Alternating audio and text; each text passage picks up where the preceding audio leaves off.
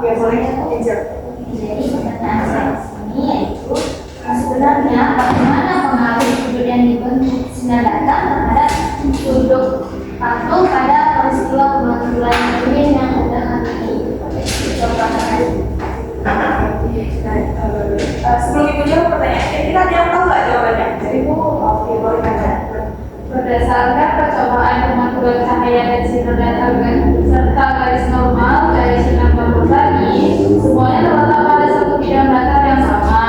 Garis normal ada di tengah sebagai garis tegak lurus terhadap permukaan cermin. Terus ada sinar datang menuju ke titik pantul di cermin, dan sinar pantul memantul keluar dari titik itu juga. Jadi ketiganya nggak sembarangan arahnya, tapi sejajar dalam satu bidang datar yang sama. Oke, benar ya jawaban dari Nanda. Boleh apa sih kalian?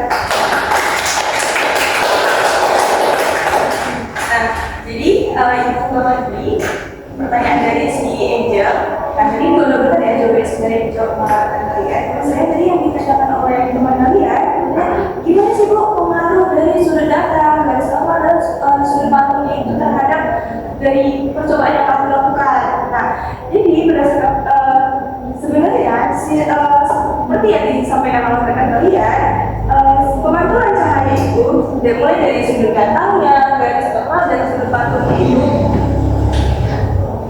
semuanya terletak pada satu bidang datar sesuai yang sudah ibu gambar di depan di sini, yang dimana arah sinar datangnya itu sama dengan sinar yang dipantulkan gitu, atau I sama dengan R rumusnya. I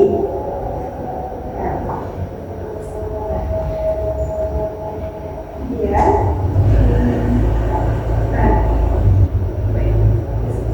Nah, ini kan kita udah melakukan percobaan nih.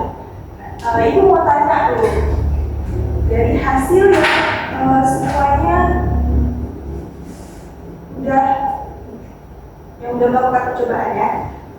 Kira-kira ini kan tadi kita melakukan percobaan pada cermin bidang datar. Nah, ini mau tanya, kira-kira kalau misalnya kita menggunakan cermin yang nggak datar atau ratanya itu nggak sama, kira-kira dia tahu nggak bagaimana sinar pantul yang diperoleh?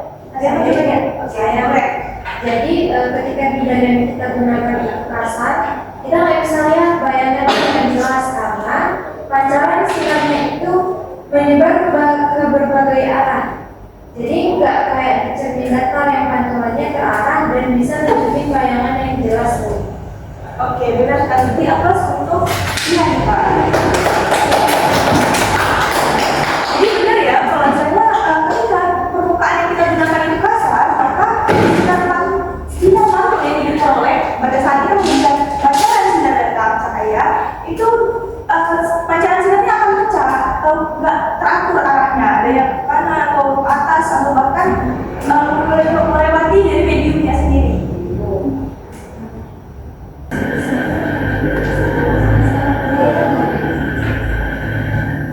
Oke, nah kira-kira dari video tersebut apa yang kalian lihat? Apa yang kalian tangkap terlebih dahulu?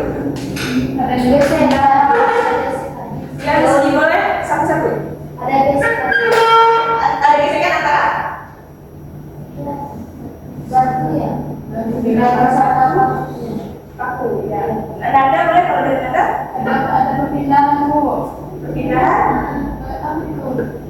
Itu yang di atas lah. daun-daun. Oh, dan ada perpindahan daunnya juga. Iya boleh. Jadi di video itu kan daun itu bisa berjalan di atas area itu karena adanya getaran yang ditimbulkan dari gesekan batu dan pada paku yang ramai bertarik sehingga getaran ini membuat adanya gaya.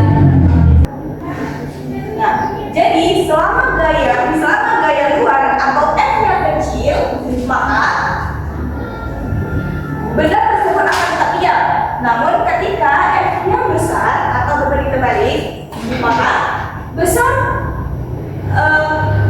konstantanya, besar nilai dari benda tersebut sehingga menyebabkan benda tersebut bergerak adalah ketika F-nya itu lebih besar dari mu 0 kali gaya normalnya. Konstanta dikali gaya normal.